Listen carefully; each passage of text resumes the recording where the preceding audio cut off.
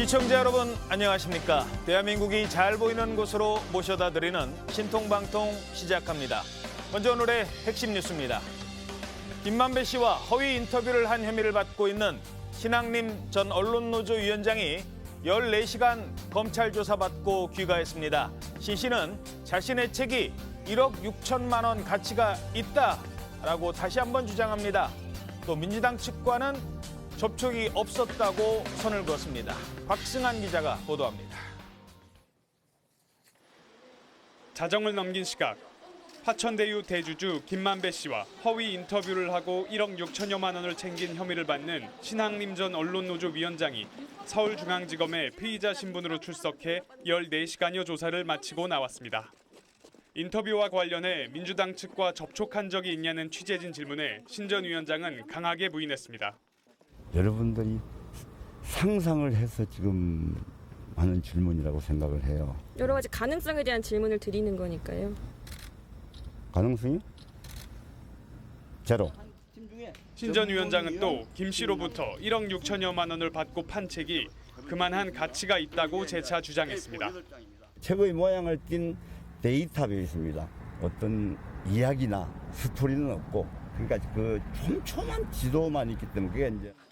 신 전 위원장은 그러면서도 김 씨로부터 거액의 돈을 받은 것에 대해선 사과했습니다.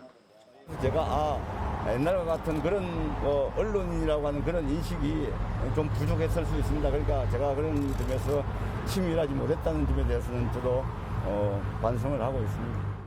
검찰은 허위 인터뷰 의혹을 사전에 계획된 대선 공작으로 보고 추가 조사를 이어간다는 계획입니다. TV조선 곽승한입니다. 네, 본인은 치밀하지 못했다라고 얘기했는데요. 하지만 뉴스타파는 치밀하지 못한 걸 넘어섭니다. 인터뷰 녹취록 전문을 뉴스타파가 공개를 했습니다. 신앙림 씨와 김만배 씨 사이에 억대의 돈이 오간 부분은 사과를 했습니다. 자, 그런데 보도에는 문제가 없다 이렇게 주장하고 나섰습니다. 과연 그런지 최민식 기자가 따져봤습니다. 뉴스타파는 입장문에서 김만배 씨와 신앙림 전 뉴스타파 전문위원 사이에 억대의 돈이 오간 부분에 대해 사과했습니다. 하지만 김 씨와 공모한 기획보도는 아니라고 부인했습니다. 주인검사 윤석열이 커피를 타줬다고 명확하게 보도한 적 없고 커피를 타준 익명의 다른 검사를 명시했다고도 했습니다.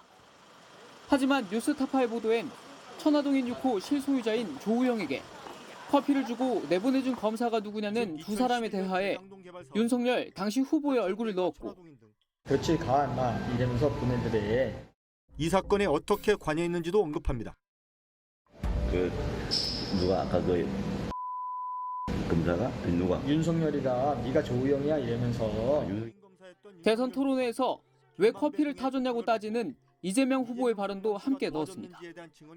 조우영한테 커피는 왜 사주셨어요? 그럼 왜 타주셨어요? 저는 그 사람 본 적이 없습니다. 아니, 참. 희한하네. 갖다 붙이려고 10년 전 것까지.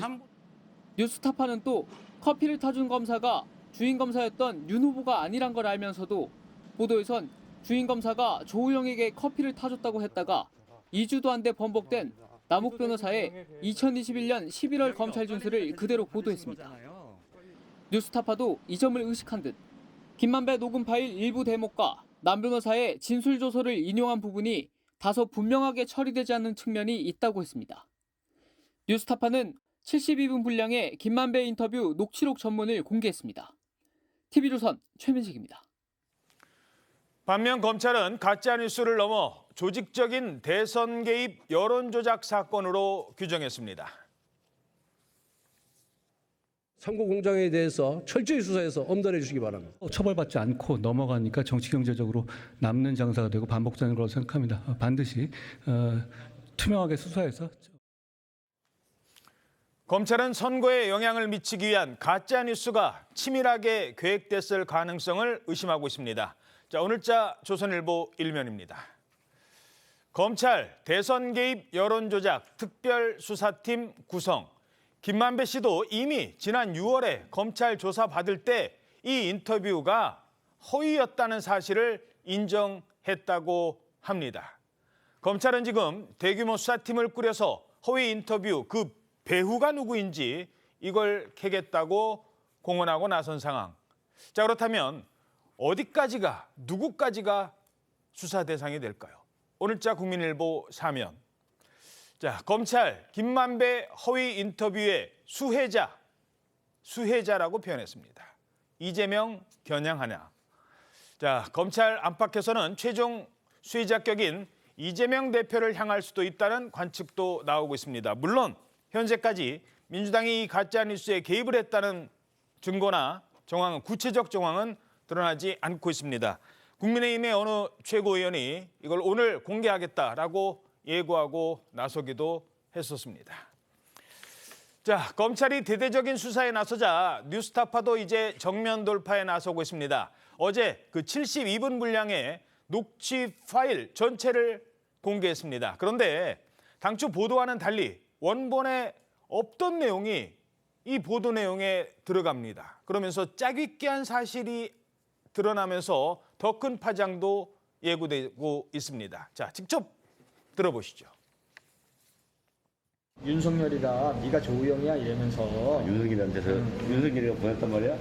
그럼 그가 커피 뭐 하면서 뭐 몇 가지를 했더니 보내주더래.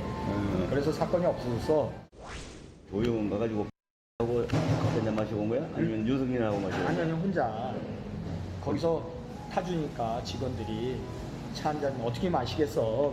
갖다 놨는데 못 마시고 나온 거지.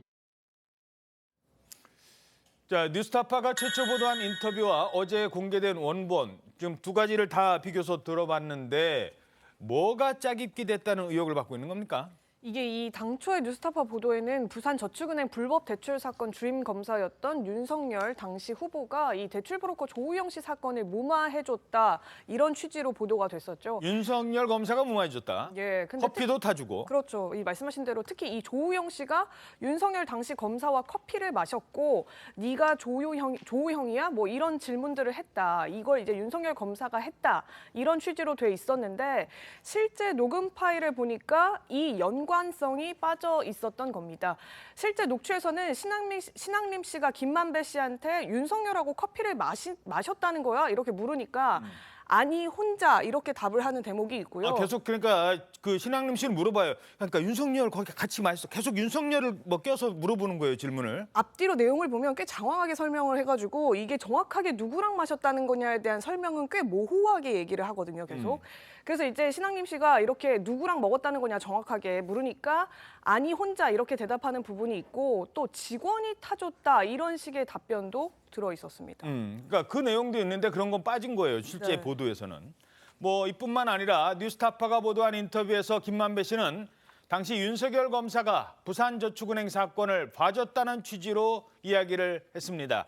그런데 실제 대화에서는 조금 달랐습니다.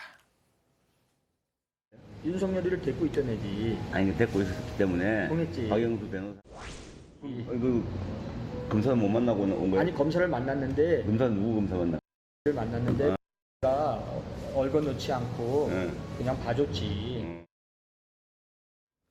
자, 여기서는 윤석열이 아니라 박 검사다라고까지 또 김만배 씨가 얘기를 했거든요. 자, 뉴스타파는 당시 김만배 씨의 인터뷰가 오염되지 않았다, 그렇게 판단했다라고 해서 보도를 했다고 주장합니다. 그런데 문제는 원본과 그다음에 다른 취지로 왜곡해서 보도를 했다는 거 아닙니까? 네, 그렇습니다. 사실 전체 분량이 72분이고요. 제가 이제 들어보니까 직접 들어보셨어요? 네, 들어봤는데 이게 지금 사실 이 문제의 주제하고 관련 없는 데가 상당히 많습니다. 대장정 사업 전반을 설명하는 내용, 뭐 특정금전 신탁 모집 과정이라든지 뭐 돈이 처음에 이제 그 사업 과정이 여러 가지로 변경되지 않았습니까? 그러니까 민간 사업에서 이제 공공위주하는 사업으로 갔다, 그런 과정들이 쭉 얘기가 되고 이 문제의 부분은 사실 시간상 얼마 되지가 않아요. 그런데 그 부분에서 지금 굉장히 중요한 부분을 지금 잘라낸 거거든요. 그렇기 때문에 이게 지금 왜곡이 없다라고 말하기가 좀 어려운 게, 게다가 이게 3일 전에 보도가 됐다는 거잖아요. 네, 그렇습니다. 이 사건에서 뭐 뉴스타파 어제 이제 이 인터뷰 공개하면서는 아니 커피를 마신 게 뭐가 중요하냐라고 하는데 이게 사실 커피가 중요한 게 아니고 당시 검찰청에서 누구랑 어떤 얘기를 냈고 사건을 누가 무마했는지 여부, 그게 중요하잖아요. 그런데 지금 잘려진 분량이 그렇습니다. 직원이 커피를 타줬다, 있었다는 부분, 그리고 이제 박 검사가 나오는 부분 있잖아요. 그 부분이 잘리고 중간에 이제 뭐 이렇게 윤석열이 나오고 그냥 사건이 없어져서 이런 식으로 연결이 되는 구조로 돼 있어서 이거는 전체적으로 기사 제목하고 봤을 때 윤석열 당시 검사가 사건을 무마했다라는 그런 취지로 받아들일 수 있기 때문에 상당히 좀 문제가 있는 거죠. 그러니까 핵심은 윤석열 검사가 커피를 타준 게 아닙니다. 그런데도 나중에 계속 민주당에서는 대선 과정에서 이재명 후보가 윤석열 후보한테 TV 토론에서 직접 물어보잖아요. 커피는 왜 타줬냐고. 커피 안 타줬다니까요. 그런데 그걸 뭐 10년 전에 누구한테 커피 타준 거를 윤석열 후보는 어떻게 기억을 합니까? 제대로 기억을 하지 못했고 답변을 못했습니다. 그 점을 파고들었다는 겁니다. 그런데 커피 타준 사람은 윤석열 검사가 아니라는 사실을 이미 많은 사람들은 알고 있었다는 겁니다. 자, 그리고 또 하나, 김만배 씨는 허위 인터뷰에 대해서 이 녹음되는 줄도 몰랐다라고 주장을 합니다. 신하님 씨에게 돈 주고 허위 인터뷰했다는 의혹이 있는데 어떻게 생각하세요? 그분은 저의 오랜 지인인데 한 15년에서 20년 만에 처음으로 전화 오고 만났습니다. 사적인 대화를 녹음되는지도 몰랐고. 자, 본인은 녹음되는 줄 몰랐다고 합니다. 과연 녹음되는 줄 몰랐을까? 글쎄요, 뭐 알았는지 몰랐는지는 아직 구체적으로 드러난 건 없습니다만 이 인터뷰가 몰고 올 파장 정도는 충분히 알 수 있었지 않을까요? 나중에 그 대장동 일당한테 형은 저 멀리 갈 거야. 엉뚱한 곳으로 끌고 갈게. 그리고 이 사건은 유동규 뇌물 사건이야. 본인이 막 지시를 하잖아요. 네, 그렇습니다. 그리고 사실 이게 지금 조우영 씨 말이 중요한 게 당시에 이제 그 검사실 가서 커피를 마시고 온 사건의 당사자가 조우영 씨거든요. 근데 조우영 씨가 이제 최근에 검찰 조사에서 이제 그렇게 얘기를 했다고 그래요. 당시에 이제 김만배 씨가 그런 얘기를 했다는 거죠. 이 형이 아주 엉뚱한 방향으로 사건을 끌고 갔으니까 네. 너는 그냥 모른 척 하고 있으면 된다. 그러니까 너는 그냥 모른 척 가만히 있으면 돼. 아니라고만 하지 않으면 돼. 네, 그렇습니다. 그 얘기는 앞서 김만배 씨가 출소하면서 대화가 녹음되는지도 몰랐다라고 한 얘기하고는 이제 완전히 반대되는 것이고 그렇죠. 일단 조우영 씨에게 했다는 얘기만 두고 볼 때는 이 사건이 진짜 김만배 씨를 포함한 어떤 누군가가 관여를 했을지 모르지만 큰 그림이 있었고 이 사건을 이재명 대표하고 상관없는 전혀 다른 방향으로 그 일부 이제 보도에 보면은 유동규 씨 뇌물, 유동규 씨 개인 비리로 몰고 가려는 그런 그림 아래서 진행된 것으로 그렇게 지금 읽히는 부분인 거죠. 그리고 이제 또 사실 남욱 씨도 이제 비슷한 얘기를 했어요. 그 뉴스타파 보도 직후에 3월 11일 날 법정에서 다 이제 재판 중이니까 법정에서 김만배 씨를 만나서 김만배 씨한테 인터뷰 형이 한 거지. 그러니까 김만배 씨가 뭘 그런 걸 물어봐라면서 웃으면서 그러니까요. 예, 그때도 뭘 그런 걸 물어봐 다 알면서 뭐 이런 취지로 얘기를 했다는 겁니다. 자, 김만배 씨 발언 저희들이 그래픽으로 준비한 게 있는데요. 녹음되는 줄 몰랐다라고 하면서 그럼 왜 이런 얘기를 했느냐 하니까 본인이 조미료를 친 거다. 조미료를 좀 많이 친 거다. 신앙님에게 얘기한 건 그러면서 좀 센 사람처럼 보이기 위해서였다. 이렇게 그러니까 허풍 떤 겁니다. 이제 와서 이제 이렇게 얘기를 한다는 거예요. 어떻게 분석하십니까? 네, 뭐 김만배 씨하고 뭐 신앙님 씨하고의 관계에서 뭐 금전이 오갔고 뭐 좀 세게 보이려고 해서 과장되게 얘기했고 이게 중요한 게 아니라고 저는 봅니다. 결국은 보도가 되게 했고 그 보도 내용이 허위로 돼서 대선에 영향을 미칠 수 있었다. 이 부분이 중요한 거 아니겠어요? 저는 신앙님 씨가 인터뷰를 했던 21년 9월 그런데 그 녹취 파일을 줬었던 뉴스타파에다가 줬었던 그 시점을 주목합니다.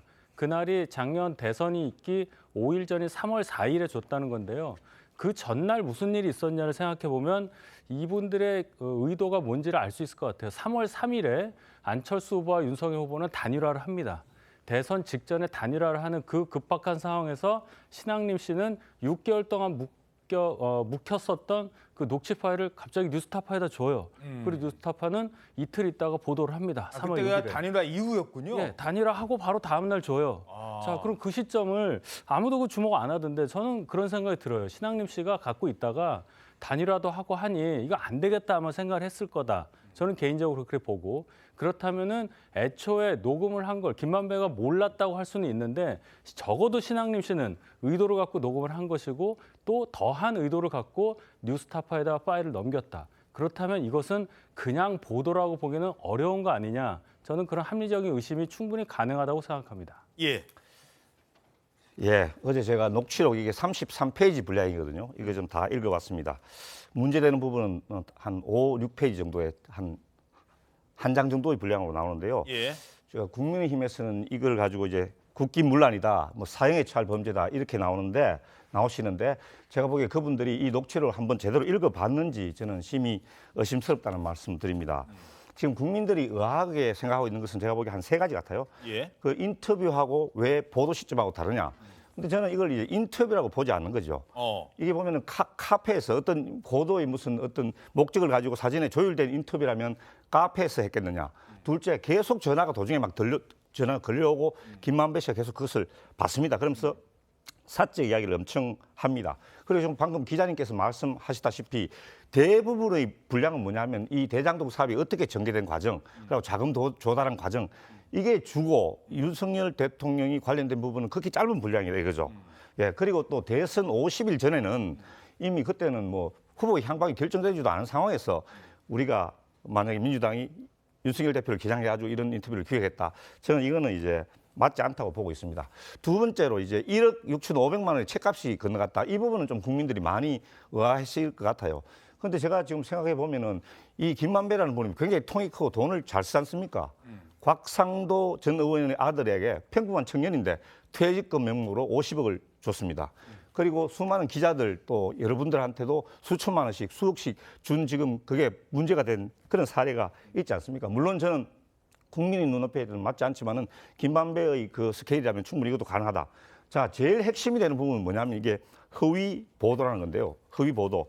그런데 제가 보기에 뉴스타파에서는 그대로 보도를 했는데 그대로 인터뷰 원문을 공개를 했는데 일부 언론에서 이것을 이제 보도하면서 조금 해석을 달리하거나 각색을 했다. 이건 충분히 있을 수가 있는 이야기입니다. 그런데 핵심은 뭐냐 하면은 조우형이 커피를 얻어먹은 검사가 윤석열이 아니라는 건 맞아요. 그리고 박모 검사가 이제 뭐 했다는 것이고 결국에는 사건을 무혐의 처리했지 않습니까? 그런데 중요한 것은 뭐냐 하면은 무혐의 처리할 때 박모 검사가 무혐의 처리했는데 거기 직속 상사가 윤석열 당시 대검 중수부 이과장이었다. 이게 틀림없는 사건이 사실이고 또 박영수가 조우영의 변호인이었는데 조우영이 이제 박영수가 윤석열 검사하고의 어떤 각별한 관계가 있었다. 그렇기 때문에 부산저축은행의 1,155억 불법 대출에 대해서 그것을 무혐의한 것, 거기에 윤석열 대통령이 관계가 없다고 볼 수는 없다. 저는 이렇게 보는 거죠. 예, 알겠습니다. 짧게 하나만 제가 궁금해서 이거. 그 김만배 씨가 스케일이 커서 책도 뭐 1억 5천짜리 한 권당 5천만 원, 세 권에 1억 5천 이렇게 사줬다고 하는데 그 하나만 그러면 김만배 씨가 그 책 말고 다른 책도 1억 5천 주고 산 책이 혹시 있는지 아십니까? 그거는 모르겠습니다. 그만큼 저는 근데 그 책값으로 한 권당 5천 원이 아니고 책을 쓴 그 노고 자기하고 친하고 아끼던 분이 책을 썼다는 거기에 대한 인정이나 뭐 어떤 그런 걸 격려 뭐 격려 차원이다. 후원 이런 차원으로 이해하고 있습니다. 예, 알겠습니다. 자, 검찰이 김만배 씨 인터뷰가 기획됐다고 의심하는 이유 중 하나가 바로 지금 전해드린 책값입니다. 1억 6,500만 원. 1억 5천인데 부가세까지 받아요. 그래서 1,500만 원의 부가세 포함 1억 6,500만 원의 성격입니다. 책은 책인데 책의 모양을 띈 데이터베이스입니다. 원칙적으로는 1억 5천 이상을 받아야 되는 데이터베이스죠. 그 계약서에는 왜 3월로 기재가 되어 있는 거예요? 계약 시점이? 김만배 씨가 무슨 이유인지 모르는데 그렇게 하자고 그래서 저는 이유를 묻지 않고 그렇게 했습니다. 실제로 그 책을 사시고 1억 6,500만 원을 주신 건 맞으세요? 예, 그분이 굉장히 언론인으로서도 뛰어난 분이고 그런데 그분의 평생 업적이라고 생각합니다. 그 책이. 그래서 거의 예술적 작품으로 치면은 그 정도 가치가 있다고 생각을 해서 그래서 제가 그 책을 산 겁니다. 예, 예술적 작품의 가치가 있다고 했거든요. 우리가 1억 5천짜리 아마 그림을 사면 그걸 어디다 둘까요?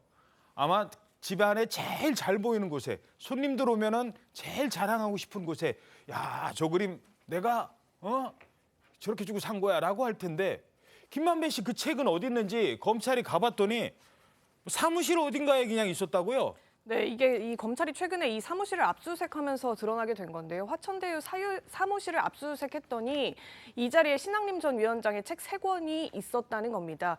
그런데 이 한 권당 5천만 원이 넘는 고가의 서적인데 별도 책장이나 지금 뭐 말씀하신 대로 금고에 넣어놓는다거나 뭐 잘 보이는 곳에 둔다거나 이렇게 한 게 아니라 사무실 어디인 곳인가 널브러져 있었던 것을 검찰이 발견했다는 겁니다. 검찰의 표현은 뭐 널브러져 있다, 방치되다시피 했다. 네, 이 화천대유 직원들도 그런 책이 있었는지 몰랐다. 그게 정말 중요한 책이냐 이런 반응을 보였다고 하는데 이 김 씨가 7일 출소하면서 신 전 위원장의 평생 업적으로 예술적인 가치가 있다고 판단해서 3권에 무려 1억 6천만 원을 지불했다. 이렇게 말한 것과는 다소 차이가 있는 대목입니다. 예.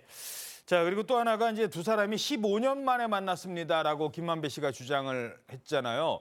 근데 요것도 조금 의심할 만한 정황이 저희 TV조선 취재기자가 봤더니 사무실에 잠시 드나거렸다는 뭐 그런 정황도 있었다고 하더라고요. 네, 그렇습니다. 지금 이제 두 사람이 만나서 인터뷰를 한 게 2021년 9월 15일이고 김만배 씨의 주장에 따르면은 두 사람이 같은 계열사의 그 언론사 선후배로서 서로 이제 뭐 지인들을 통해서 어렵게 연락해서 되게 오랜만에 만난 것처럼 이제 그렇게 얘기를 했는데 그보다 앞서서 지금 이제 김만배 씨가 신학림 씨에 대해서 좀 다른 얘기를 한 내용이 확보가 됐다는 거예요. 뭐냐면은 신학림 위원장을 당시 이제 언론노조 위원장 언론노조 위원장 중심으로 해서 언론재단을 만들어서 내 영향력을 행사하겠다. 그런 얘기를 했다는 것이죠. 그 재단을 맡기겠다고 했거든요. 그렇습니다. 15년 만에 만난 사람한테. 그렇습니다. 거기에다가 그 재단의 규모가 뭐 100억 원 규모다 이제 그런 얘기까지 나오고 그 얘기를 둘이 15년 만에 만난 2021년 9월보다 6개월 전에 이제 그런 얘기를 했다는 것은 그 전에 그 부분에 대해서 두 사람 간에 충분한 교감이 있고 논의가 있었던 것이 아닌가. 그러면 이게 오랜만에 만났다는 얘기가 거짓말 아닌가 그런 의심이 나오는 거죠. 예, 이 부분은 어떻게 분석하십니까? 두 사람이 뭐 15년 만에 뭐 6개월 시차를 두고 만난 거는 맞는 것 같아요. 그러면 그 이전에 6개월 전에 만나서 뭐 언론재단 얘기도 하고 했다는 얘기는 결국 제가 볼 때는 김만배 씨가 신학림이라는 아주 오래전에 인연이 있었던 전직 언론인을 뭔가 의도를 갖고 활용하려는 생각을 갖고 만난 거라고 저는 봐야 된다 이렇게 보고 뭐 15년, 20년 만에 만난 선배에게 무슨 이분이 예술인도 아닌데 무슨 예술적 가치를 인정을 해서 돈을 1억 5천을 줍니까? 그 얘기부터가 아마 국민들이 이해하시기 어려울 거예요. 그 책에 뭐 어떤 대단한 내용이 있는지는 몰라도 그런 식으로 가장을 하면서 본인의 의도를 아주 교묘하게 행사하게 그래서 뭔가 실행되게 하는 여러 가지 얘기들을 두 사람은 충분히 했을 것이다. 그런데 그 과정에서 제가 아까 말씀드린 그 녹취 파일을 옮겼던 그 시점이라든지 또 신학림 씨가 지금 해명하는 이 부분 두 사람의 그 15년 만에 만났던 여러 가지 것들 이것이 석연치 않기 때문에 김만배 씨가 가지고 있던 여러 가지 생각들에 대해서는 더 정밀하게 수사를 해야 된다고 봐요. 이것을 정치적으로 공격한다고 민주당에서 자꾸 그렇게 방어할 게 아니라 상식선에서 얘기를 해줘야 됩니다. 상식선에서 배후를 왜 민주당이라고 얘기하는데 적어도 이런 잘못된 보도로 인해서 대선이라는 너무나 중대한 국가 대사에 영향을 미칠 수 있었다는 것 그것을 공격 소재로 삼았던 부분에 대해서는 적어도 민주당에서 미안하다는 표시를 해줘야 적어도 그 배후설은 없어질 거라 저는 그렇게 봅니다.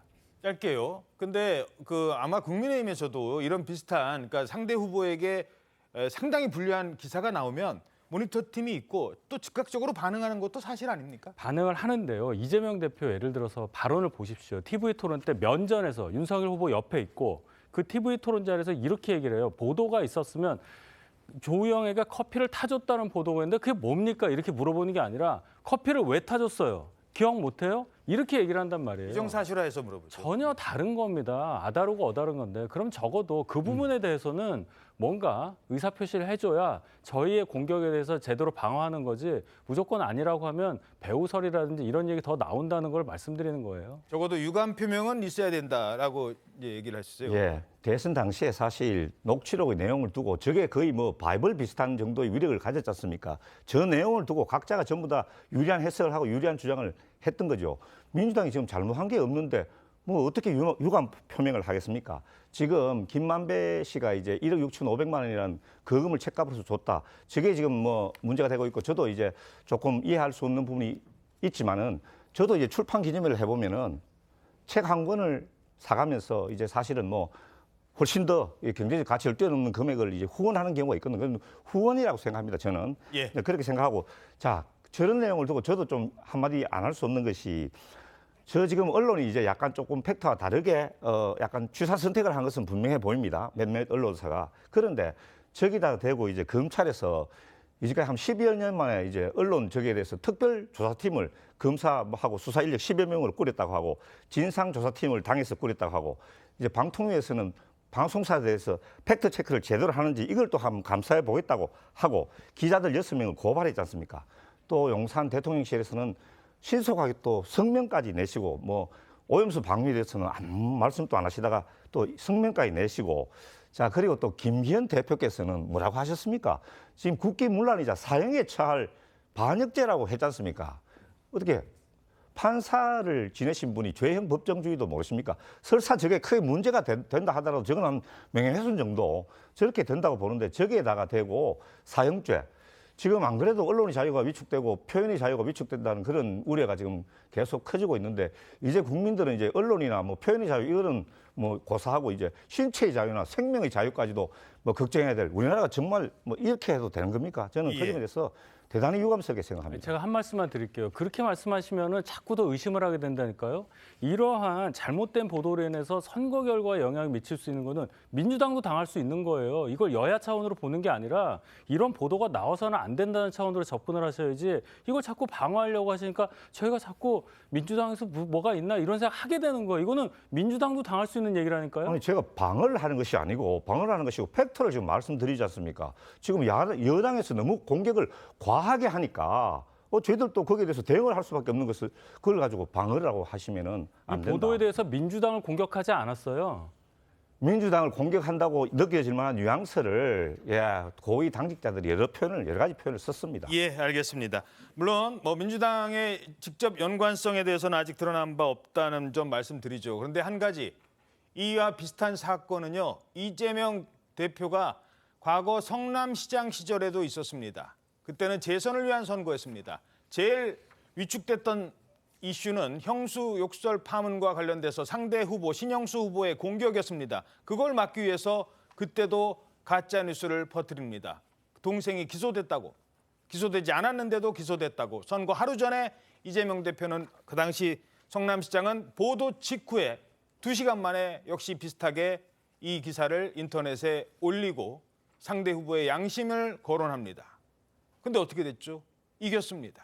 그리고 이 문제는 상대 후보가 그 선거에서 진 상대 후보가 나중에 가서 이 법정에서 싸워서 이겨도 선거 결과를 바꿀 수 없었습니다. 언제 드러났습니까?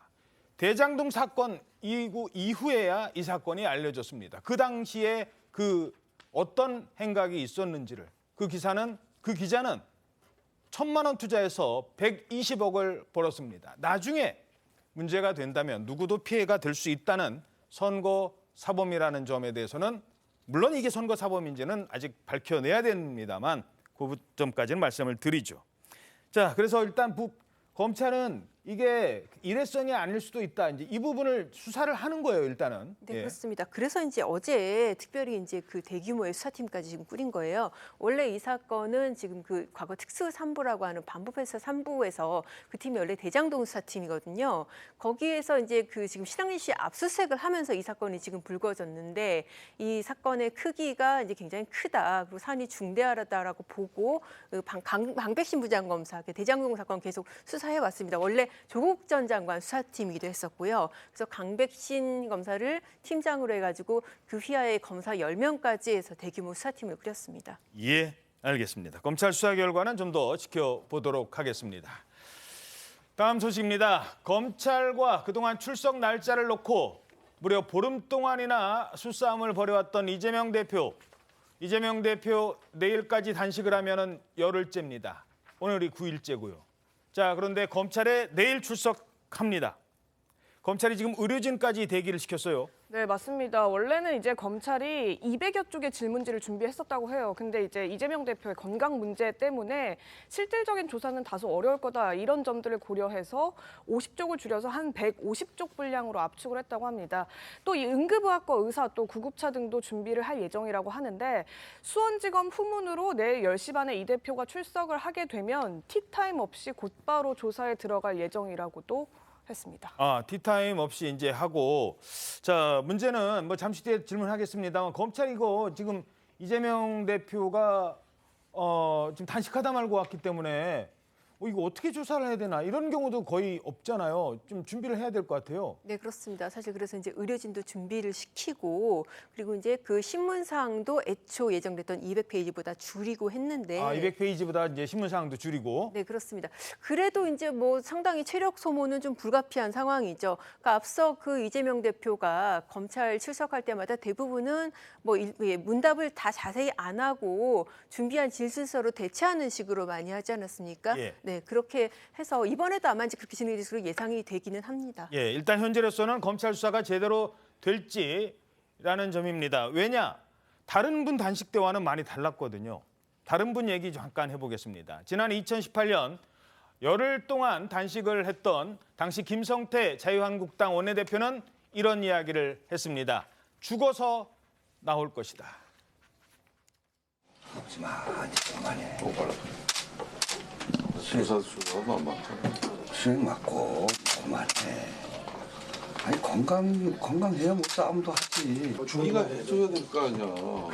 네가 해줘야 내가 일어나지. 그만해 이제. 나 갈 거야. 네가 나 풀어줄 수 있잖아. 나 진짜 죽어서 나올 거야. 네가 좀 해줘. 힘들어 죽겠다. 네. 지금 김성태 전 의원께서 저희 스튜디오에 직접 나오셨습니다. 안녕하십니까? 예, 안녕하세요. 김성태. 예, 저때 기억 지금도 나십니까? 저 때가 아마 예, 단식 중간에 좀 상태가 안 좋아가지고 병원으로 실려가셨죠. 병원 실려왔는데 예. 그때 병원에 실려가 가면은 뭐 제일 기본적인 게 링겔을 꼽아주려고 그러죠. 링겔을 꼽고 이제 시작하려는데 제가 그 링겔을 강력하게 거부했습니다. 왜요? 그 수액을 맞는 순간 단식은 이제 중단되어지는 거나 마찬가지. 수액 맞는 것도 단식 중단이다? 그렇습니다. 수액 맞고 또 돌아와서 단식한다면 그건 좀 웃기는 이야기죠.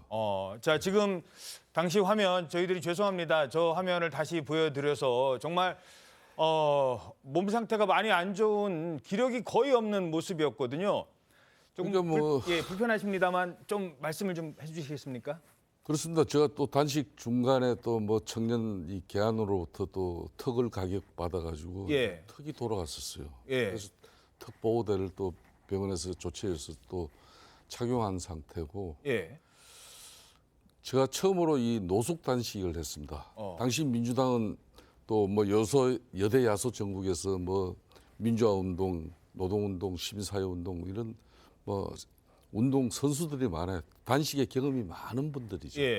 그래서 실내에서 로텐도홀이나 또 대표실에서 한 달, 두 달 해도 쉽게 말하면 이분들 눈도 깜짝 안 하는 분들. 그래서 저 추운 날 그래서 바깥에서 제가 하신 거예요? 선택한 것은 이제 노숙 단식이다.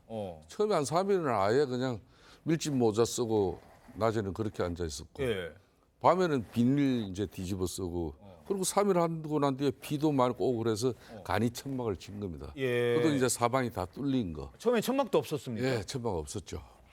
그래서 뭐 CCTV와 카메라 다 이렇게 24시간 감시한 가운데 단식을 하니까 정말 노숙에다가 원래 노숙 단식에 가면 실내보다 한 2배, 3배 힘들다 그러거든요. 어느 순간이 제일 힘듭니까? 며칠째 될 때가 힘들어요? 3일째 정도까지는 막 그냥 오장육부가 뒤틀어지고 정말 힘들고 3일 조금 지나니까 약간 평온해지는데 한 5일 정도 되는 그러니까 기력이 없어졌어. 상대 이야기 듣는 것도 짜증스럽고 말하는 것도 힘이 없고 그러니까 그런 게 싫어지더라고요. 얘기하는 것 자체가 힘들어져요? 싫어지고 그냥 자꾸 뒤로 제껴지죠. 결정적인 게 한 7, 8일 정도 되니까 이 호흡도 곤란해지고 뭔가 뭐 밤에 특히 상당히 불안해져요. 밤에. 그러니까 불안해지고 숨도 가쁘고 아 이러다 이게 죽는 거구나 이런 생각도 들고 뭐 그런 극도의 좀 안 좋은 상황이죠. 그래서 제가 9일차인가 10일차인가 아마 실려간 것 같은데 예. 병원에 가서도 9일인지 10일인지도 그 당시에는 저는 기억이 안 나죠. 사실상 저때 저는 개인적으로 저때는 정치가 그래도 살았습니다. 당시 민주당 홍영표 대표께서 원내대표 선출되자마자 제가 단식 8일차 하는 첫날 단식하는 그 장소에 제가 자신이 어총에서 대표 되자마자 제일 먼저 찾아온 곳이 거기고 제가 병원에 그 뒤에 실려가고 난 이후에 사실상 11일차 되는 날 병원에서 합의가 됩니다. 드루킹 댓글 조작 특검을 실시하는 그 합의를 병원에서 난 그때부터 흔히 말하는 보식을 했습니다. 수업을 묻고. 그때부터 이제 식사를 처음 하셨는데, 자 이제 저희들이 궁금한 게 내일 이재명 대표가 이제 검찰에 출석을 합니다. 그게 이제 10일차인데 10일차 때 되면은 의식이라는 게 물론 이제 미리 말씀드리죠. 개인적 어떤 신체적 조건에 따라 달라질 수는 있어요. 하지만 그때 한 10일차 때는 거의 어떤 상태입니까? 거의 실신 상태죠.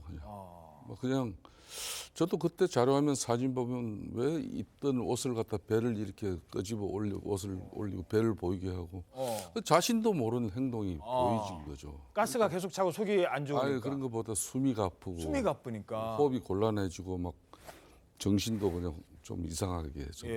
그러니까 예. 병원에 제가 실려가고 나서 제일 먼저 의사가 처방해 주는 약이 공황 나중에 알았는데 공황장애 약이었어요. 왜 공황장애야 그래요? 그런 증상이 공황장애라 그러더라고요. 그렇군요. 단식을 좀 오래 하면은 그런 정신적 장애가 발생한다 그러더라고요. 예. 자 다시 이제 지금으로 돌아와서 지금 이 상태에서 검찰 조사를 받는 게 가능하다고 보십니까? 저는 개인적으로 뭐 정상 한 10일 차면은 정말 걱정되죠. 뭐 진짜 정성호 의원님 말씀처럼 검찰에 가서 수사를 받더라도 누워서 받으면 되지 그 이야기가 그래서 나온 건데 정상적으로는 저는 하여튼 이재명 대표는 체력이 대단합니다. 정신력도. 정말 저렇게 걱정이 되시죠? 정갈하게 저렇게 앉아서 뭐 또 그런 많은 방문객 보고 뭐 저런 게 상당히 쉽지 않을 건데. 물론 이제 이재명 대표는 12시 전에까지만 하시고 그 위에는 또 10시죠. 10시부터 그 뒷날 10시. 그런 이제 휴식이 상당히 안정되고 도움은 될 거예요. 당연히 큰 도움이 되죠. 자, 지금 말씀하신 것처럼 정성호 의원 조사가 어려우면 누워서 받는 방법도 있다라고 얘기합니다. 들어보시죠.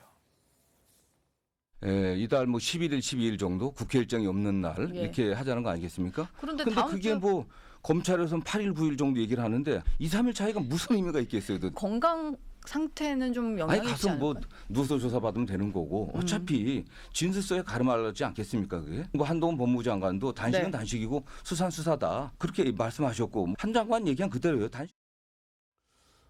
자, 어차피라고 이제 얘기를 해요. 어차피 진술서로 가름할 거다. 전에 조사받을 때도 대부분 그랬다. 그러니까 가서 그냥 누워만 있어도 되는 것 아니냐라고 얘기를 하네요. 네, 사실 뭐 실제로 이제 그럴 가능성이 좀 높을 것으로 보이고요. 이번 같은 경우에는 이제 특히 그 쌍방울 대북 송금 관련이거든요. 구체적인 내용은 그 2019년에 그 북한에 이제 경기도가 내야 될 스마트팜 비용 500만 달러 그리고 이제 도지사 방북 비용 300만 달러를 쌍방울 그룹이 대납했다라는 것이고 거기에 대해서 이재명 대표가 제3자 뇌물죄가 지금 적용이 돼 있는 것이고요. 그리고 사실 이 부분은 지금 뭐 검찰 조사를 지나서 관련자들에 대해서는 이화영 전 부지사 같은 경우 재판이 진행 중이거든요. 그렇죠. 안버스 씨 같은 경우에도 재판에서 뭐 증언도 했고요. 그래서 상당 부분 재판과 수사가 진행된 부분이라서 서로 어떻게 보면은 묻고 답할 내용이 좀 정해져 있는 그런 상황이에요. 다만 그동안의 변수가 생겼던 것은 이화영 씨가 이제 어떻게 진술을 할 것이냐. 네, 그 부분에 대해서 지금 오락가락했었던 것이죠. 그렇죠. 자, 그런데 이른바 강성 지지층은 지금 단식해서 저렇게 힘드신 분이 검찰까지 오게 했다. 검찰 이게 말이 되느냐. 또 이런 집회와 시위를 할 수도 있을 것 같습니다. 또 한 번 민주당에서 날짜 시간 공지하면서 이른바 소집령이 나왔다고요? 네, 민주당에서 자체 제작한 포스터를 또 공개를 한 건데요. 오전 10시 반에 수원지검 후문으로 이 대표가 출석을 하게 된다면서 시간과 장소를 공개했습니다. 지난번에 이런 비슷한 내용의 포스터를 올렸다가 이 대표가 혼자 출석을 한다고 하더니 강성 지지층을 동원하려고 하는 것이다. 이런 지적을 받은 바가 있죠. 예. 그래서 이제 이번에는 비서실에서 이걸 작성한 것이다. 이렇게 출처를 명시하고 또 문의가 많아서 알려드리는 거다. 이런 문구를 또 포스터에 적어 놓기도 했습니다. 예, 알겠습니다. 자, 민주당에서 지금 뭐 계시니까 네. 걱정들 많이 하시는데, 자 그러면은 그런 전망이 있어요. 단식하기 전에는 그래도 좀 몸 상태를 추스리고 가는 게 낫지 않을까? 뭐 실려 가더라도. 그리고 그러니까 조사가 끝나면 단식도 그만둘까? 뭐 이런 의문이 있는데 어떻게 보십니까? 글쎄요, 뭐 저는 이재명 대표가 조사를 받았다고도 단식을 중단할지 그 부분에 대해서는 뭐 확신이 없습니다.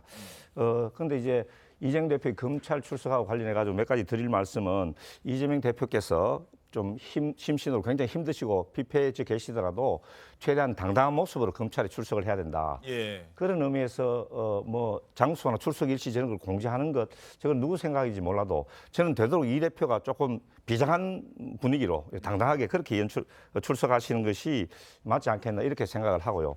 지금 이제 우리 김성태 전 대표께서 전체적인 맥락이 이제 이재명 대표의 단식에 대해서 굉장히 조금 약간 동정하시는, 본인의 경험에 반초해가지고 힘들 것이다 이런 말씀을 하시는데, 저는 저런 게 정말 마땅한 태도, 자세이시고 정말 존경스럽습니다. 안 그래도 그때는 정치가 작동했다 이렇게 말씀을 하시지 않습니까? 그러시면서 홍영표 원내대표께서 당선된 지 하루 만에 바로 찾아오셔가지고 힘들다 이렇게 위로를 하셨다고 분명히 말씀을 하셨고, 또 이제 병원에 입원해 가서는 결국 드루킹 특검에 대해서 이제 합의를 했다 저렇게 말씀을 하셨지 않습니까? 그런데 지금 정부 여당이 취하고 있는 태도는 어떻습니까?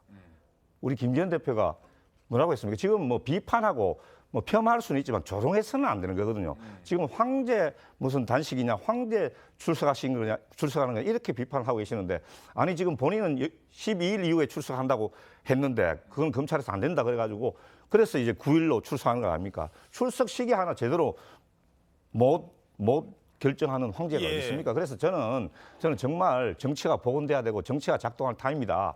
그래서 과거에 민주당이 그랬던 것처럼 뭐 또 다른 당도 그랬겠죠. 서로 단식을 하면 최대한 거기에 대해서 좀 동정심을 보이고 손을 내밀어야 된다. 그래야지 이제 정치가 복원된다. 그렇게 생각하고 있습니다. 예, 좋은 말씀이신데 사실상 대한민국 정치사를 이렇게 보면은 단식은 정치적 약자가 강자를 향해서 나를 세우는 자신의 목숨을 건 투쟁의 하나의 수단이에요. 이 수단은 뚜렷한 목적과 명분이 있어야 되는 것이고, 또 아울러서 처절한 진정성이 자신과의 그 양심적 각오가 먼저 선행적으로 결의되고 난 뒤에 실행이 되는 겁니다. 그런데 이제 나도 이재명 대표가 왜 168석의 제1당의 입법 권력을 손에 쥐고 있는 저 대표가 뭐가 부족해서 저 극단적인 방법을 선택하나. 본인이 이제 내건 플랜카드가 민주주의인데, 이 민주주의라는 거는 어느 누가 이렇게 답변해주고 또 약속을 뭐 지금 걸 이런 게 아니잖아요. 그렇기 때문에 저는 이걸 김영삼 대통령도 23일간의 단식을 통해서 그렇게 민주화 5개항을 쟁취를 해내고, 김대중 대통령도 1990년도에 단식을 13일을 하면서 그때 중단된 지방자치제를 부활을 시키자 합니다. 그건 제3정권을 통해서. 그런데 지금 이재명 대표 같은 경우는 뚜렷한 이 투쟁의 수단은 단식은 했지만은 명분이 최악이에요. 그러니까 국민들로부터 이거는 뭐 사법 방해를 위한 그런 수사 지연 전략이다, 재판 지연 전략이다, 이런 비난을 받는데, 저는 좀 단식 이제 중단하시면 좋을 것 같아요. 알겠습니다. 그리고 당당하게 검찰 수사를 받는 모습. 대표님 단식장에 한번 찾아가십시오. 그거 좋습니다. 예. 자, 그런데 말이죠. 공교롭게도 이재명 대표가 검찰 조사를 받으러 가겠다고 밝힌 어제, 이번 쌍방울 대북송금 사건의 핵심 인물 이화영 전 부지사는 서면 진술서를 공개합니다. 근데 이 서면 진술서에 어떤 내용이었느냐? 기존의 입장을 또 바꿔요. 검찰에서는 쌍방울의 협조를 요청했다. 그리고 이 내용을 이재명 당시 지사에게 보고했다라고 한 것으로 알려졌는데 그거는 검찰의 압박 때문이었다라는 취지로 바뀝니다. 물론 어느 정도 예상이 됐습니다만 이번엔 뭐라고 또 한 겁니까? 예, 지금 말씀하신 대로 이 추가 기소 같은 검찰로부터의 지속적인 압박을 받았기 때문에 이재명 지사가 관련이 마치 된 것처럼 본인이 일부 허위 진술을 했다 이런 얘기를 한 건데요. 허위 진술이었다? 예, 그걸 스스로 이제 밝힌 겁니다. 이 거듭 밝히지만 이화영과 경기도는 쌍방울 김성태 등에게 스마트팜 비용뿐만이 아니고 이재명 지사 방북 비용 자체를 요청한 게 없다. 따라서 어떤 보고도 한 적이 없다. 이 보고라 함은 당시 이재명 지사에게 보고를 이 관련해서 한 적도 없고 이 혐의를 인정하라는 집요한 압박을 검찰로부터 받았기 때문에 이 사태가 그동안 모두 벌어진 것이다. 이런 설명을 내놨습니다. 예. 자, 결국 어느 정도 예견이 됐던 변호사가 바뀌면서 예견이 됐던 일이 실제로 발생을 했어요. 네, 그렇습니다. 정말 이 과정을 읊는 것만 해도 진짜 시간이 걸릴 정도로 굉장히 진짜 복잡 단단한 일이 있었죠. 원래 사실 이 출발점이 냈던 진술이 그겁니다. 그동안은 이 대표의 관련성 다 부인하다가 7월 중순에 검찰에서 굉장히 유의미한 진술을 합니다. 이 총 800만 달러 아닙니까? 그중에서 300만 달러 방북 비용, 지사의 방북 비용에 대해서는 당시 지사한테 이재명 대표한테 보고를 했다, 사전 보고를 했다라고 지금 이화영 씨가 이제 검찰에 일종의 자백을 한 거죠. 그렇죠. 그 부분에 대해서 법정에서도 재판부가 확인을 합니다. 그 태도 변화가 있다면서요. 그러니까 이제 당시에 서민석 그 부장판사 출신 그 변호사가 네 맞습니다라고 하면서 그런 방향으로 이제 재판이 확 틀어질 그럴 기세였었는데 그때 이제 이화영 씨 네, 아내가 나타나서 이 변호사에 대해서 사임서를 본인이 제출합니다. 그때만 해도 이제 이화영 씨는 이거 사임시키는 거 내 의사 아니다라고 했었어요. 예. 그래서 재판부에서 의사 확인하고 했었는데 결국 그 변호사 사임을 하고 중간에 또 이제 민변 출신의 김영태 변호사가 싸우죠, 이번에. 그렇죠. 재판부랑 검찰이랑 싸우더니 또 본인이 이제 그동안 낸 그 검찰 진술서, 자백 진술서를 다 부인하는 취지의 의견서 내고 본인이 또 사임서 냈거든요. 예. 그래서 그 사이에 또 이제 휴정기다 뭐다 해서 이 사건이 이게 필요적 변호 사건입니다. 구속 상태이기 때문에 변호인이 없으면 재판 진행 자체가 안 됩니다. 그렇죠. 그래서 상당히 거의 거의 한 달 가까운 기간 동안 한 달 넘게 재판이 지체가 됐었어요. 그러다가 이제 지금 새로 그 민주당 출신의 변호사가 들어왔고 그러더니 결국은 이게 기존에 일부 인정한 진술을 다시 부인하는 그런 내용의 진술서를 낸 상황인 거죠. 자, 그러면 왜 태도를 바꿨을까? 이게 과연 이화영 전 부지사 본인의 뭐 형량이나 이런 걸 생각했을 때 유리한 일인가? 자, 몇 가지만 말씀드리겠습니다. 쌍방울 김성태 뭐라고 했습니까? 부탁받고 한 거다. 아니 그 많은 돈을 내가 그러면은 뭐 아무런 믿음도 없이 줬겠느냐? 이재명 당시 지사와 전화 통화도 했다. 자, 안부수, 아태협 회장 중간에 연결책 이 사람도 이 사실을 다 국정원에다가 그것도 지난번 문재인 정부 국정원 당시에 쉽게 말해서 이거 문제 없을 때 다 얘기했어요. 그게 압수수색을 통해서 자료까지 있습니다. 증거가 있다는 거예요. 그럼에도 불구하고 이재명 대표한테는 보고 안 했습니다. 다 제가 한 겁니다. 북한을 누가 갔는데요? 물론 가지는 못했어요. 가지를 못했기 때문에 이게 또 나중에 이제 법리 해석에도 문제가 있을 수 있겠습니다만 누가 가려고 했습니까? 이재명 지사가 가려고 했던 거잖아요. 그런데 이렇게 되면 본인이 불리해지는 거 아니에요? 그렇죠. 저는 이게 사실 데자뷰로 떠오르는 게 대장동 사건에서의 과거 유동규 씨의 지위 같은 거예요. 이게 보면은 이게 지금 그 건설에 대해서 지금 대규모 건설 사업에 대해서 인허가권을 총괄하는 게 시장이잖아요. 근데 시장도 아니고 공사의 대표도 아니고 기획본부장이 혼자서 그 수천억대 그 민간업자들이 이익을 취하게 한 그 사업을 다 책임을 진다. 처음에 대장동 사건이 그렇게 기소가 되지 않았습니까? 예. 그러다가 나중에 이제 유동규 씨가 이제 태도를 바꿔서 정작 재판에서 이거 내가 다 했다고 이렇게 되면서 바뀌는 거잖아요. 그렇습니다. 그렇게 해서 지금 바뀐 상황인데 이 사건 같은 경우에도 마찬가지로 지금 바뀐 진술서 태도대로 간다고 한다면은 이화영 전 부지사가 모든 책임을 뒤집을 수밖에 없는 상황이거든요. 왜냐하면은 지금 말씀하신 대로 돈을 준 김성태 전 회장도 내가 부탁 받았다라고 했고 그리고 실무적으로 조율을 담당했던 안부수 아태협 회장도 또 마찬가지로 이화영 전 부지사 요청이 있어서 내가 조율했다라고 했는데 예. 가장 이 대표하고 연결돼 있는 이화영 전 부지사가 한번 자백 진술했다 그걸 다시 뒤집었으면은 결국 이거는 혼자 본인이 책임을 뒤집을 수밖에 없는 상황이고 예. 이게 사실 전략적으로는 굉장히 좀 이해가 안 가는 게 변호인들이 형사사건 맡으면은 가장 주력을 하는 게 이런 사건에서는 자기 윗선에 있는 책임을 전가할 수 있는 사람을 찾아내는 거거든요. 그렇죠. 그래야지 자기 책임이 분산이 면하게 되고 되니까. 그렇죠. 형량이라도 면하게 되고 줄이니까. 형량이라도 줄이는데 그런 상황에서 이거를 다시 태도를 바꿔서 이거 내가 다 했다 이거는 굉장히 좀 법적으로는 생각하기 어려운 방향입니다. 예. 자, 이 논란의 가장 중심이 되는 인물 외에도 주변 사람이 참 많았거든요. 그 중에 한 사람 바로 박찬대 전 최고위원입니다. 부인 통화했잖아요. 근데 그 전에 뭐라고 했습니까? 다시 한번 들어보시죠. 이화영 전 부지사님 구속되고 난 이후에 한 번도 만나보거나 면회를 한 적도 전혀 없거든요. 심지어 그 부인 되시는 분은 제가 얼굴도 몰라요. 그런데 왜 자꾸 그거를 이렇게 프레임을 그쪽으로 몰아가는지. 아무튼 만난 적도 없고 면회 간 적도 없고 부인은 얼굴도 모른다. 그게 사실은 분명한 팩트거든요. 뭘 더 얘기해야 되는지 모르겠어요. 자, 하지만 이 말도 뭘 더 얘기해야 되는 상황이었죠. 정확하게 얘기를 하지 않았잖아요. 사람들이 궁금해한 거는 접촉이 있었느냐 없었느냐인데 얼굴도 모른다. 자, 결국 논란만 불러일으키다가 이화영 전 부지사 입장을 바꿨습니다.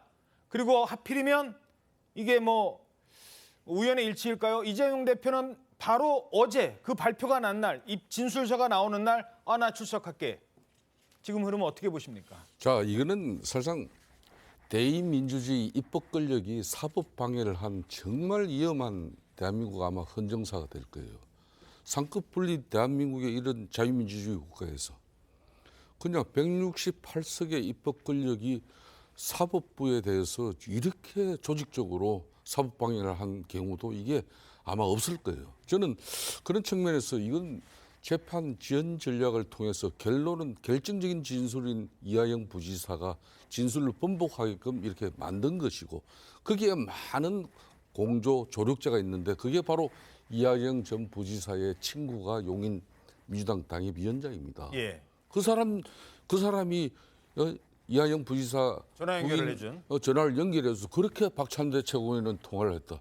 근데 앞에 한 내용하고는 말이 안 되는 거야. 알지도 못하고 뭐 통화도 안 했고 뭐 만난 모른다. 적도 없고 얼굴도 모른다 그랬는데 이미 그런 식으로 한 거는 이거는 새빨간 거짓말이 된 거죠.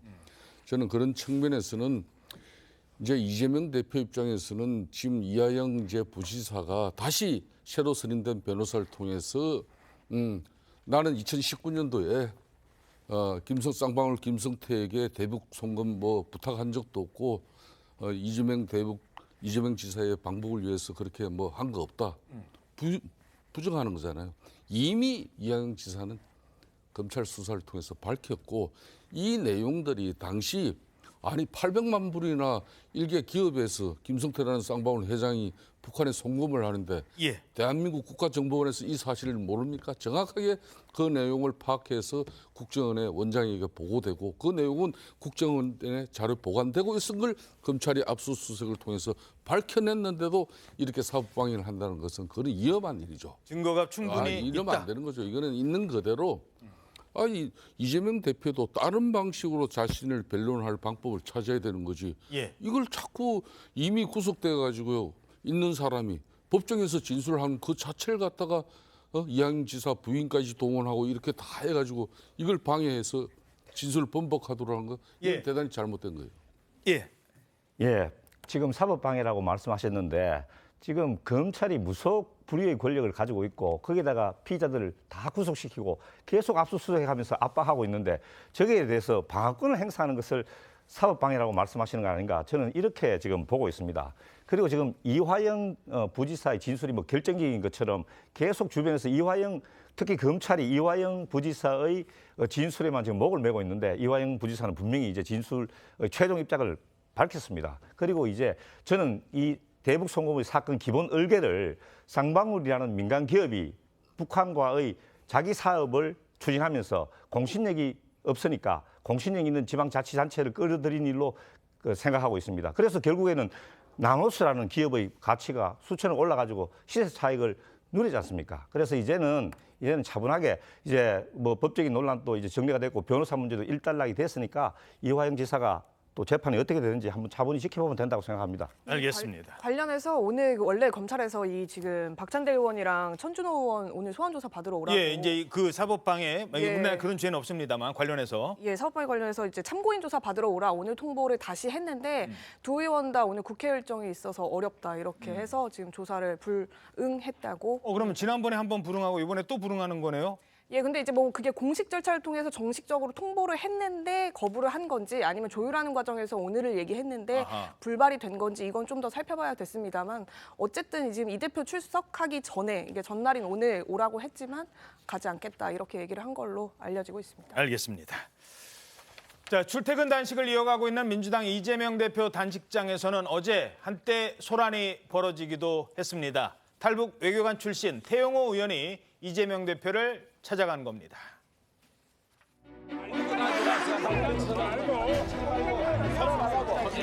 당신이 올자리가 아니야. 얼른 가요. 김기현 대표 오라 그러고. 하고 싶은 얘기 하라고. 아니 본인 만나시겠다는데 왜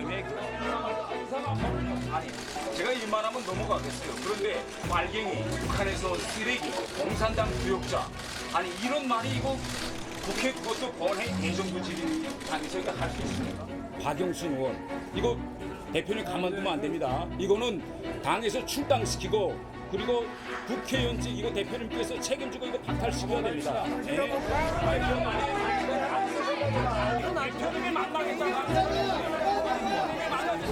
계속 찾아오겠습니다. 오늘같이 등 떠밀려 나가더라도 또 찾아오겠습니다.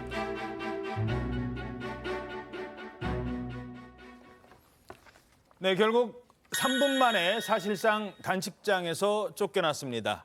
자, 그런데 태영호 의원이 왜 저렇게까지 화가 난 걸까요? 그 이전 상황도 함께 보시죠. 전날 국회 본회의장에서 한 민주당 의원으로부터 들었던 이 발언 때문이었습니다.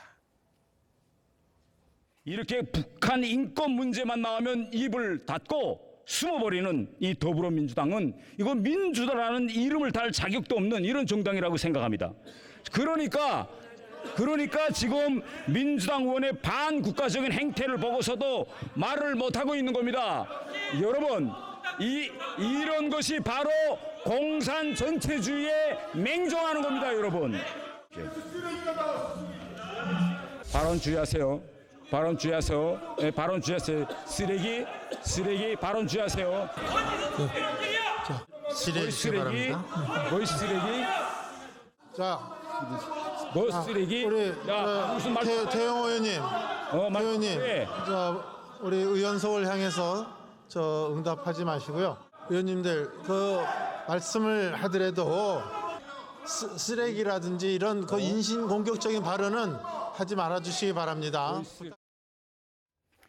자, 쓰레기라는 말 사실 사람한테 정말 인신공격적인 거죠. 그런데 왜 그 많은 인신공격적인 욕설, 비하 발언 중에 민주당 의원은 쓰레기라는 용어를 선택을 했고 왜 태영호 의원은 아니 쓰레기란 말에 더 화가 났을까요? 이게 탈북민들한테는 정말 듣기 싫은 얘기라고요. 네, 탈북민들에게 얘기를 들어보니까 이제 탈북했다가 강제 북송된 이제 탈북민들을 향해서 북한 부역자들이 쓰는 표현이 인간 쓰레기만도 못한 것들 이런 표현이라고 합니다. 그래서 지금 태영호 의원이 저렇게 더 발끈한 것 같은데 그래서 태 의원 얘기가 이 개인에 대한 공격이 아니라 이런 표현은 탈북민 전체 또 나아가서는 실향민 전체에 대한 인신 공격이다. 지금 이렇게까지 얘기를 했습니다. 자. 북한에서 쓰는 표현을 북한을 탈출하신 분이 대한민국 국회의원한테 들었다. 어떻게 보십니까? 참 21대 국회에 별일이 다 있는데요. 물론 그 박영순 의원이라고 저희가 알고 있는데 그분이 북에서 특별히 탈북한 분들을 향해서 쓰는 단어가 그 단어다라고 알고 썼는지 제가 모르겠어요. 그렇지만 어쨌든 국회 본회의장에서 그 쓰레기라는 단어를 한 사람을 지칭해서 또 동료 의원을 향해서 썼다는 것 자체가 굉장히 충격적인 얘기고 이런 것에 대해서 사과하면 돼요. 그 발언이 과했다고. 근데 박영순 의원은 뭐라고 얘기하냐면 태영호 의원은 사과를 요구할 자격이 없다. 또 이렇게 얘기한단 말이에요.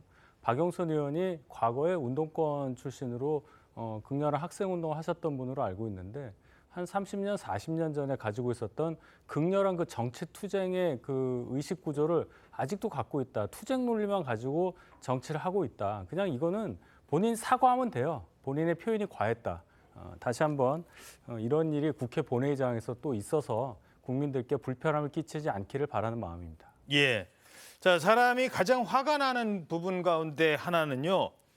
그 본인이 어디 출신, 뭐 특정 지역 비하하는 말들 들었을 때 아니면 뭐 자신의 학력 이런 것들 사회적 편견 가득 찬 것들에 내가 그 희생양이 될 때 더 화가 나는 겁니다. 탈북민을 향한 얘기. 자, 그래서 저렇게 갔어요. 근데 단식장에서는 어떤 반응을 보였을까요? 단식장 장면 이어서 보겠습니다. 태영 의원이 공산주의 세력이라고 공산주의라고 근데 뭐 어쩌라고? 용산에 나가서 얘기해. 전체주의는 용산에서 하고 있지만 우리한테 어제 저기 공천받고 싶어서 저러네. 충성심을 보여주려고. 태영은 아직도 그러고 있네. 자기도 살아남는 방법이라고 생각해서 하는 거겠지. 저래도 못 살아남을 것 같아. 못 살아남아요? 네. 저런 사람을 공천한 국민의힘의 문제죠, 세상에. 아무 누구를 공천해도 찍는 이 포터도 참 문제고. 아니 대표한테는 기본적으로 와서 건강은 어떠시냐고 물어보는 게 저런 경우로 이제 인두껍을 쓰고 저렇게 할 수도 있냐.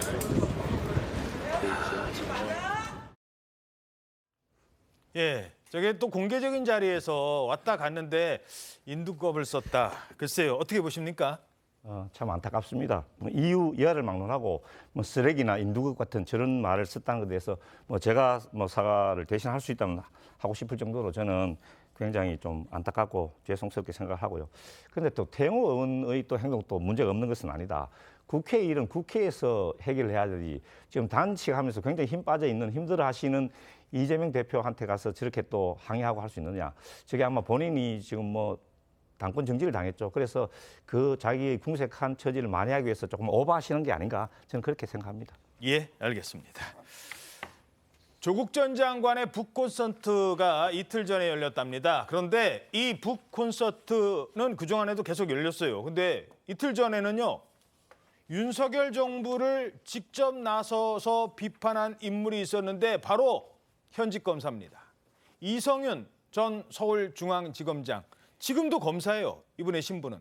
법무연수원 연구위원도 검사입니다. 조 전 장관 북콘서트에 깜짝 등장하더니 조 전 장관에 대해서는 이 강철 같은 의지력의 소유자라고 지켜 세웠습니다. 그러면서도 윤석열 정부에 대해서는 이렇게 얘기했습니다.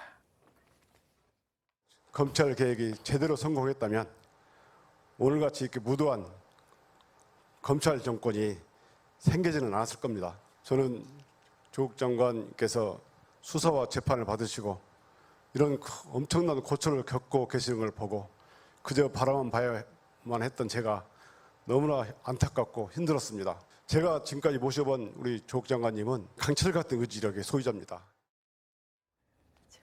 자, 이러면서 또 어떤 얘기를 했느냐. 윤석열 정부를 전두환 중심의 하나회에 빗대기도 했습니다. 화면 보시죠. 자, 이성윤 검사의 발언입니다. 윤석열 사단, 전두환 하나회 비견될 정도다.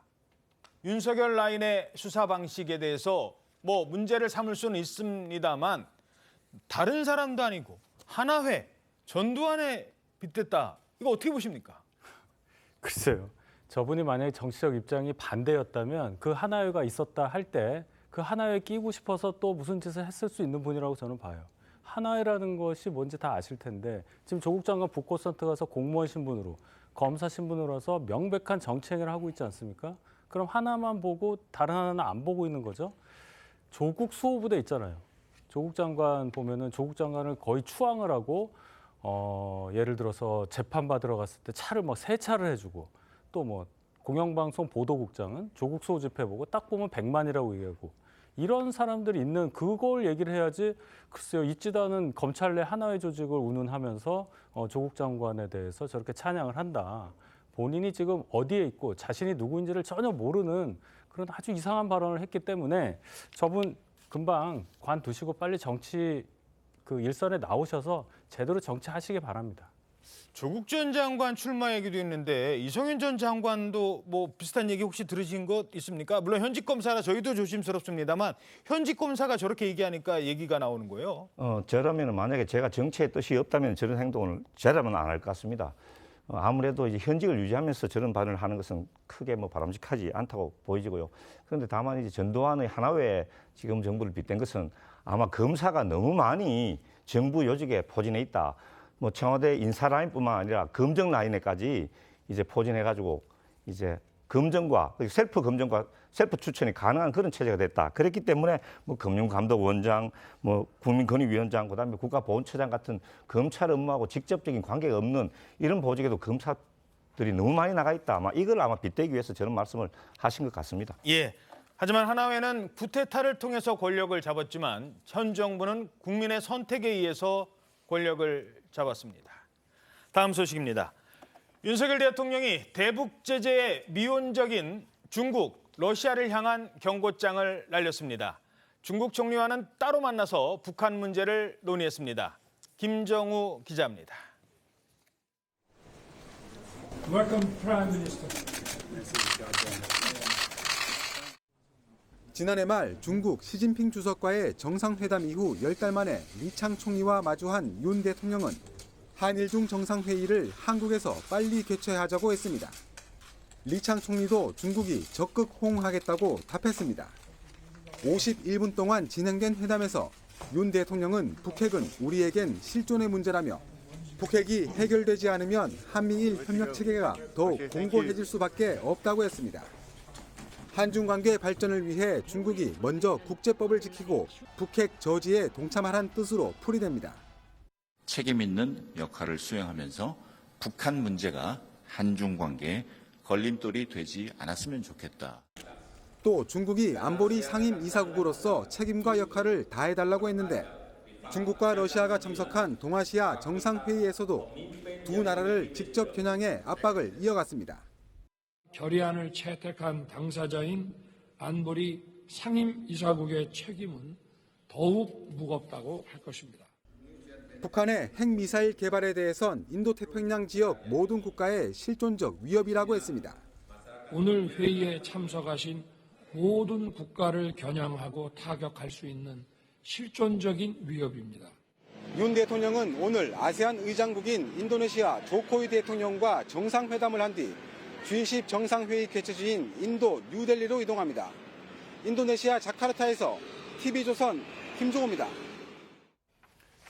자, 이런 가운데 북한이요, 정권 수립일, 이른바 그들이 말하는 구구절을 앞둔 오늘 이번에는 잠수함인데요. 수중에서 핵 공격이 가능한 핵 추진력으로 가는 게 아니라 핵을 공격할 수 있는 전술핵 공격 잠수함을 건조했다라고 밝혔습니다. 이건 또 어떤 내용입니까? 예, 그렇습니다. 말씀해 주셨듯이요. 수중에서도 핵 공격이 가능한 전술핵 공격 잠수함 건조식까지 열렸다는 지금 소식이 전해지고 있는데요. 이 잠수함의 이름은 이란 김군옥 영웅함으로 명명한 것으로 알려지고 있고요. 지난 6일 진행된 이 진수식에는 김정은 국무위원장이 참석한 것으로 전해지고 있습니다. 이렇게 사진도 공개가 됐어요. 그렇습니다. 그런데 김정은 국무위원장이 사실 해군의 핵 무장화를 예전부터 강조해 왔는데 네. 이날 특히 강조한 것은 무장 체계와 잠합 능력인 것으로 분석이 됩니다. 무장 체계라는 것은 말 그대로 잠수함 발사 탄도미사일을 발사할 수 있다라는 측면인 것으로 보이는데요. 네. 이번에 공개된 이른바 김군옥 영웅함의 경우에는 잠수함 발사 탄도미사일을 발사할 수 있는 발사관을 갖췄다, 이런 언론 보도도 지금 나오고 있는 상황이고요. 이른바 SLBM으로도 쏠 수 있다? 그렇습니다. 그리고 또 하나 지금 주목되는 부분이 있습니다. 북한에서 핵 공격 잠수함뿐만 아니라 핵 추진 잠수함 건조 계획이 있다라는 겁니다. 김정은 위원장이 거듭 강조하고 있는 내용을 보면은 앞으로 개혁되어 있는 신형 잠수함들뿐만 아니라 기존에 있던 중형 잠수함들도 발전된 동력 체계를 도입하겠다. 이것은 이제 핵 추진을 의미하는 것이고요. 예. 자막 능력을 향상시키겠다라고 하는데 쉽게 말하자면 수중에서도 잠수 상태인 상태에서도 작전을 수행할 수 있는 능력을 향상시키겠다. 이렇게 분석할 수 있습니다. 자, 이 핵 잠수함 SLBM이 왜 무서웠었느냐면 남해, 동해, 우리나라 어느 바다에 어떻게 나타날지를 몰라요. 물속으로 들어가서 공격을 하니까. 근데 거기에 핵을 공격할 수 있는 전술핵을 장착할 수 있는 그런 무기가 실린다. 정말 어마어마한, 물론 아직은 어느 정도 이 신빙성이 있는지는 모르겠습니다만 북한의 도발이 점점 강해지고 있습니다. 다음 소식입니다.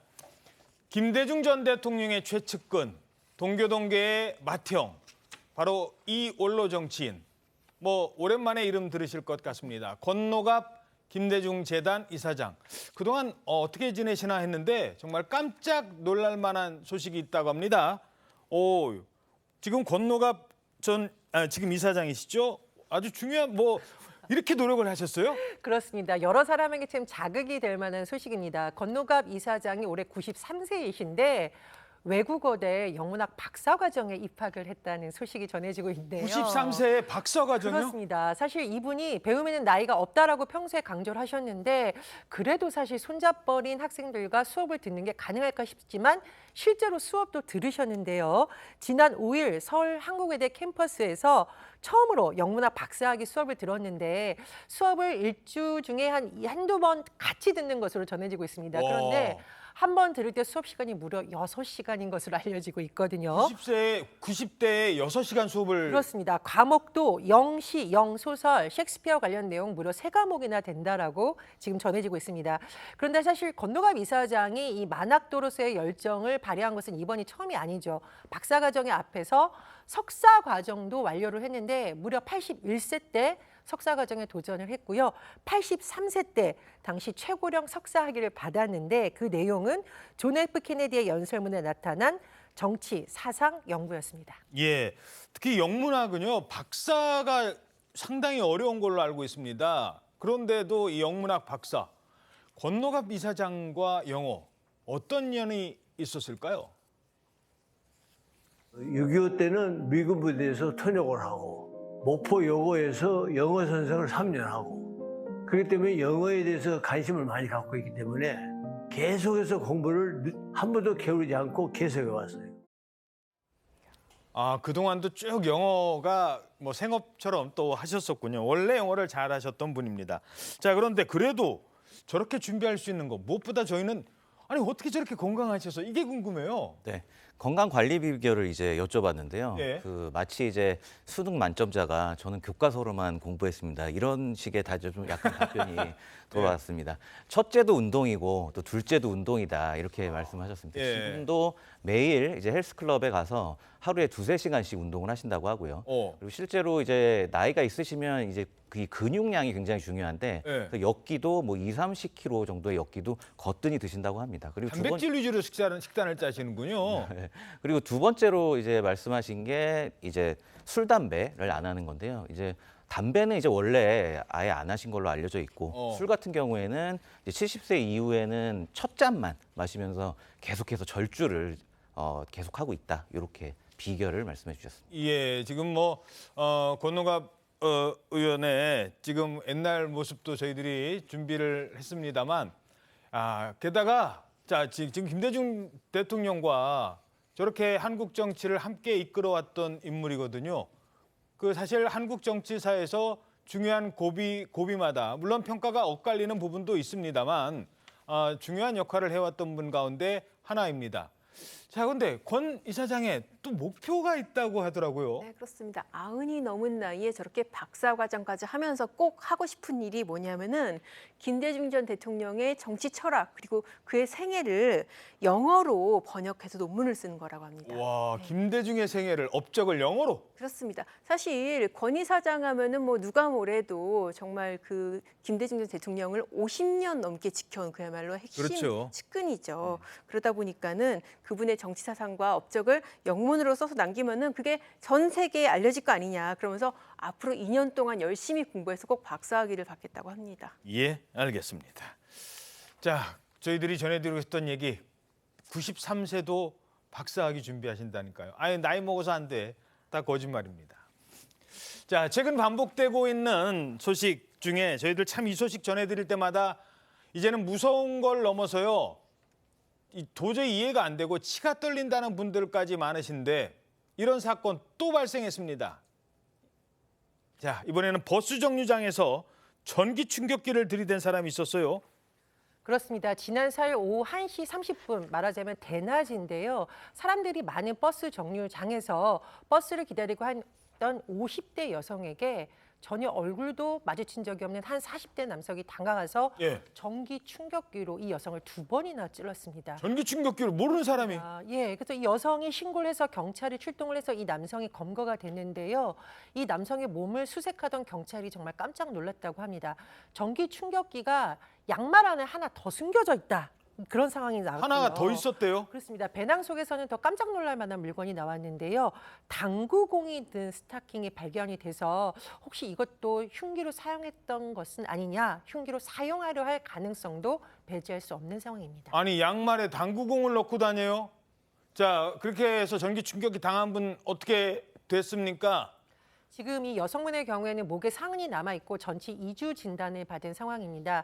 그런데 육체적인 피해도 문제이지만 정신적으로 굉장히 큰 충격을 받은 것으로 전해지고 있는데 한 언론 보도에 따르면 이분이 최근에 암 진단을 받았다고 합니다. 그래서 트라우마도 걱정이 되지만 혹시나 이번에 전기 충격기로 받은 이런 어떤 상처라던가 몸 내부의 영향으로 인해서 앞으로 검진 결과에 악영향이 있으면 어떡하냐 이런 걱정을 하고 있는 중이라고 합니다. 짧게요. 왜 저랬답니까? 네. 좀 황당한 답변이 돌아왔는데 그 전기 충격기를 맞은 사람이 도대체 어떻게 되는지 이게 궁금했다. 이게 궁금해서? 네, 그게 궁금해서 그랬다는 약간 좀 황당한 이런 답변을 했습니다. 이 남성은 버스 안에서부터 이제 범행 대상자를 물색하고 이제 따라가서 범행을 한 걸로 알려져 있고요. 현재 경찰은 이제 이 남성을 특수폭행 혐의로 이제 체포하고 또 추가적인 여죄가 없는지 지금 조사하고 있습니다. 알겠습니다. 자, 다음은요. 최근 후쿠시마 오염수 방류 관련 발언으로 한 차례 논란이 되기도 했던 가수 김윤아 씨 관련 소식인데요. 지난 주말 있었던 공연에서 관객들을 향한 이 말을 두고 또다시 갑론을박이 벌어지고 있습니다.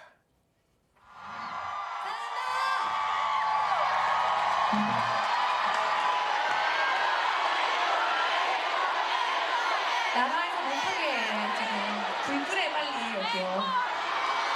사실 마지막 곡이 25였는데 바람에 날려 꽃이 지는 계절에. 자, 지난 주말 진행됐던 공연 모습인데요. 왜 문제가 되는 거예요? 지금 김민아 씨가 이제 그런 얘기를 했어요. 지금 이제 곡을 이게 공연에 참석해서 마지막 곡까지 부르고 나서 이제 관객들이 앵콜 요청하잖아요. 근데 거기에 대해서 나라에서 못 부르게 해요. 나라에서 못 부르게 한다? 앵콜곡을? 그 얘기만 들어서는 뭐 도대체 저 얘기를 왜 하나, 저게 가능한 일인가 이해가 안 가는 발언이죠. 사실 요새 이제 그 김윤아 씨가 후쿠시마 관련 발언으로 논란이 되지 않았습니까?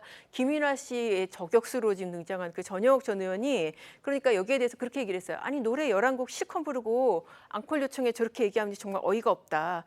노래 부르고 돈도 벌고 먹방 예능까지 찍어놓고 뭐 나라가 노래를 못 부르게 했다는 것이냐, 무슨 개딸 못지않다 이제 그렇게까지 지금 거기까지는 뭐 그렇다고 치고 뒤에 또 한마디가 논란이 됐어요. 그러니까요. 이게 사실 북한 같으면은 아오지 탄광 끌려가고도 남는다. 좀 선을 넘는 발언이죠. 그렇게까지 얘기를 했습니다. 자, 나라에서 못 부르게 해요 노래를.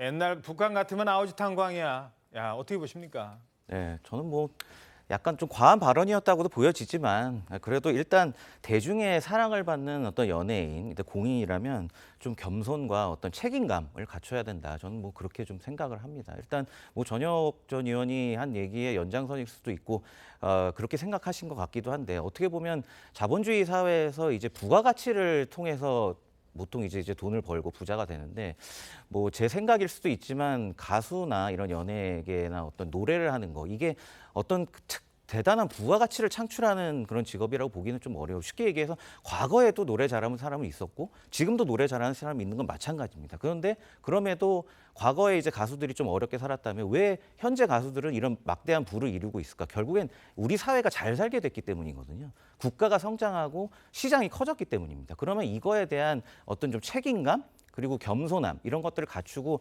공인으로서 어떤 얘기를 할 때도 대중에 대한 영향력에 대해서도 좀 충분히 좀 생각을 하고 그런 거에 대해서 좀 조심하는 그런 태도를 보여야 된다고 저는 생각합니다. 어떻게 보십니까? 예, 근데 김윤아 씨가 본인의 SNS에 후쿠시마 오염수 관련 발언 이제 비판 내용을 올린 건 맞는데 전날 공연에서 노래하는 것에 대해서 나라에서 못하게 한 것은 좀 다르게 해석할 가능성도 많습니다. 왜냐하면 저렇게 공연을 할 경우에는 워낙 이제 소음도 크고 조명이 번쩍번쩍하면 민원이 들어오는 거기 때문에 정부나 지자체에서 공연 시간을 미리 좀 조정하거나 공연 주최 측도 조심하는 경우가 많거든요. 그래서 아마 좀 이 시간을 지켜야 된다 이런 발언으로 했을 가능성도 있는 거고요. 그렇다고 또 아오지 탄광은 좀 너무 나간 거 아닌가 그렇습니다. 싶어요. 그래서 전희혁 전 의원이 뭐 비판을 할 수는 있지만 북한과 비교하는 것은 좀 과하다 이런 해석도 나올 수 있고 또 김연아 씨가 실제로 연주나 조명 없이 관객들하고 노래를 부른 것으로 전해지고요. 그 전에 나왔던 가수들도 앙콜 요청 받았지만 시간 때문에 좀 어렵다는 입장 때문에 퇴장한 것으로 전해지고 있는데 어쨌든 후쿠시마 원수 때문에 워낙 지금 예민한 사안이고 국민들 사이에서도 찬반이 팽팽하기 때문에 이런 해프닝이 벌어진 것이 아닌가 그런 생각이 듭니다. 예, 알겠습니다. 1분 뒤에 돌아오겠습니다. 네, 당신의 대한민국을 신통방통은 늘 응원합니다. 여러분 고맙습니다.